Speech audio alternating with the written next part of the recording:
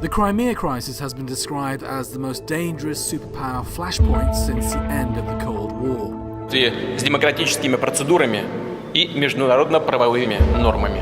It has pitted the West against Russia, Putin against Obama. Более 82% избирателей, более 96% высказалось за воссоединение с Россией.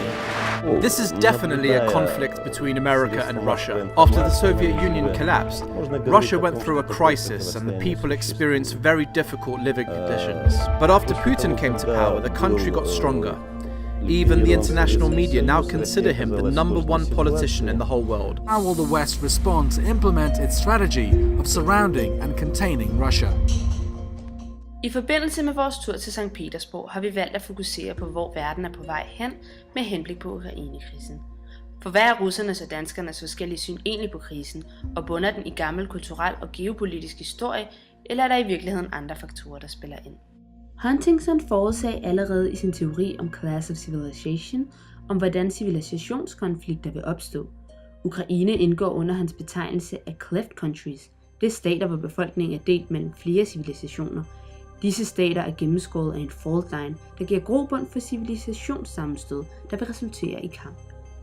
The principal conflicts of global politics will occur between nations and groups of different civilizations. The clash of civilizations will dominate global politics. Faktisk, jeg ved ikke så meget. Der er ikke mange rigtige informationer om Ukraine i vores land. Danskere har generelt fået samme indtryk af Putin igennem medierne, nemlig at han er magtsyg. Hvorimod russerne mener, at han er en stærk mand, og han er generelt blevet mere populær blandt befolkningen efter krisen. I hvert fald her i Vesten, så bliver Putin fremstillet som sådan the bad guy. Ligesom Putin, han er sådan en ond hersker, der prøver ligesom at overtage verdensherredømmet. Udenlandske medier, de blamerer mig og russer. Jeg prøver at læse de russiske aviser, bare for at få et eller andet indblik. Mange danskere har udtalt, at de mener, at Rusland er skyld i krisen. Dog forklarer nogen den også med, at der altid har været en underliggende friction imellem Rusland og Vest. At Putin har splittet den ukrainske befolkning. Det vil jeg nok sige, Putin er. Han sammenligner det med for eksempel USA's rolle i Mellemøsten. Og det er sådan set det samme, som de har lavet. Så jeg tror, at det var friction mellem Vesten og Rusland, og der har altid været friction. Både russere og danskere håber på at kunne løse krisen på diplomatisk vis, hvor alle parter inddrages. Jamen, jeg håber ikke, at militærmagt bliver nødvendigt. Jeg håber, man kan løse konflikten på diplomatisk vis.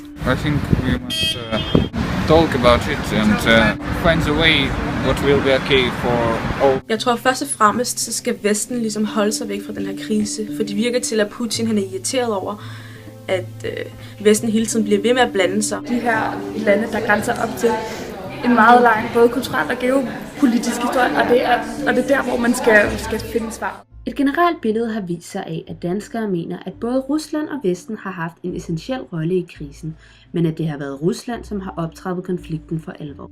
Jeg vil sige, at Vestens rolle har været ligesom at puste til ilden ved at samarbejde med Ukraine. Derfor så har Putin så svaret igen. Jeg synes, at Ruslands rolle ligesom har været med til at eskalere de her store problematikker, som er i Ukraine. Fra russisk side ses det som om, at Rusland blot prøver at hjælpe Ukraine og den russiske minoritet i landet, mens Vesten derimod blokerer for deres gode intention. We help. Altså, de prøver at stoppe Rusland med at tage Krim. Rusland har gjort nogle sanktioner, men jeg synes, de er godt for russisk udvikling og russisk økonomi. Men jeg synes, det er ikke dårligt, at vi har taget Krim, fordi de har været vores egen før.